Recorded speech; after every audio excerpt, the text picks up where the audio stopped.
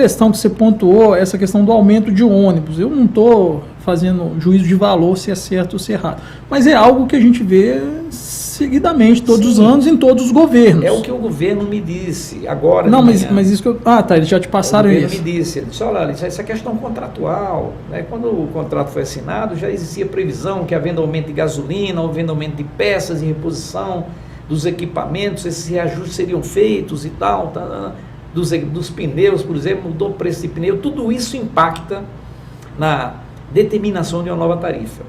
Agora eu vou te dar um exemplo. Durante a pandemia, a Via Ouro teve prejuízos.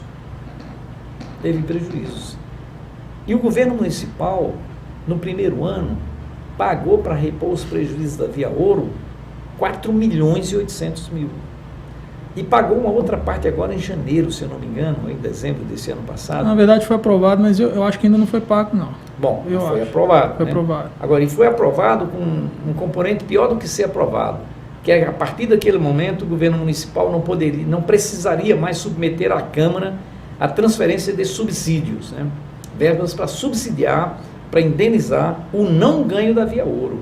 Isso para mim que é mais grave do que ter ou ser aprovado ou ter repassado o dinheiro, porque ali existia transparência, sabe? Pelo menos a população podia ver o que estava sendo feito, acompanhar o que estava sendo feito. Então, essa coisa de retirar da Câmara a possibilidade, e a Câmara abriu mão disso, a Câmara entregou para a Prefeitura a possibilidade de fazer esse repasse sem ter que submetê-lo à Câmara. Isso, você, no seu ponto de vista, talvez é uma transferência de poder?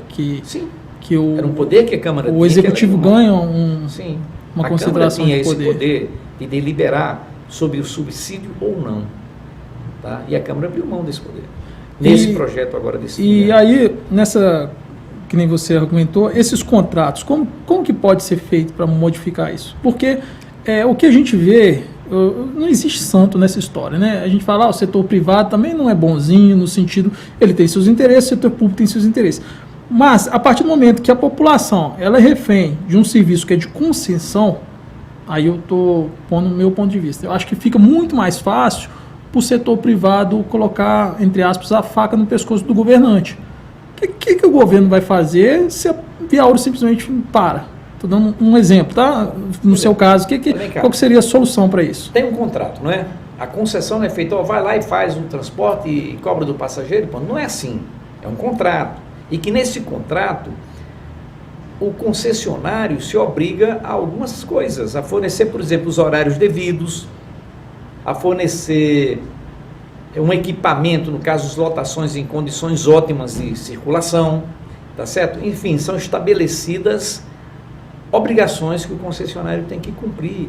Se o concessionário não está cumprindo aquilo, a prefeitura pode encerrar essa concessão a qualquer hora. Tá, mas aí essa que foi a minha pergunta. Encerrou a concessão, quem presta o serviço para a população? Qual que é essa logística de uma população ficar refém de uma empresa? Você pode reabrir uma outra licitação para fazer uma outra concessão para uma outra empresa. Isso, mas isso tem uma logística, tá? Eu estou te perguntando esse período. Vamos supor que... Agora vem cá. Você é um empreiteiro. Vamos criar uma situação. E aí, você ganha uma obra de licitação da construção de uma quadra de esportes. Você ganha uma licitação e a prefeitura tem uma Olimpíada intermunicipal que vai acontecer em dezembro e você ganha uma licitação em janeiro. Quando chega em novembro, você não terminou a obra, fala, não vou terminar essa obra não, vai embora e deixa isso para lá. Existem mecanismos de suspensão de direitos, de prestação de serviço ao serviço público por quem age dessa forma. Então, isso não é assim. Qualquer empresa de ônibus não iria embora da cidade simplesmente tirando as lotações e a prefeitura que se vire. Isso não, poderia até fazer, mas ela ia criar problemas para a contratação de novas concessões em cidades outras, com o poder público que não é só municipal de Nova Lima, essa é uma legislação nacional, uma legislação brasileira. Então, se ela descumpre algum acordo ali, ela fica suspensa. Ela tem responsabilidades. Tá certo? Agora, a minha sugestão para resolver esse problema, eu já deixei claro em diversos momentos, a Prefeitura de Nova Lima tem toda a condição de implementação de uma linha de lotações internas própria, com tarifa zero, com a frota, ou com a frota da prefeitura, que é uma opção, montar uma frota, fazer concurso para motoristas e atender a população nos horários em que a população precisa, ou você fazer como foi feito em Mariana. Esse subsídio que a prefeitura deu para a Nova Linense, se ele fosse para Via Ouro, ele poderia ser dado e a população está viajando nas lotações da Via Ouro de graça. Tá, eu li muito sobre isso, assim, sabe? Eu fiz até a sugestão privada, com o secretário. É uma empresa privada que está prestando serviço, subsidiada pela prefeitura, e o transporte é zero, tarifa zero, que a população paga. É uma opção. Você não elimina o setor privado, você faz o subsídio e a população não paga o transporte. Essa é uma opção.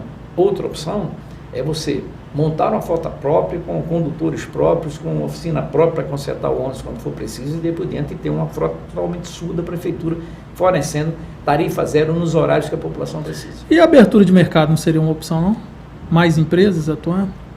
Com uma liberdade maior? Existe, né, tamanho para isso, né? Uma cidade como Nova Lima não tem tamanho para isso. Por exemplo, você pega Belo Horizonte. Belo Horizonte, o lixo, a coleta de lixo aqui, já não é mais uma empresa só que faz. Eles dividem setores, entendeu?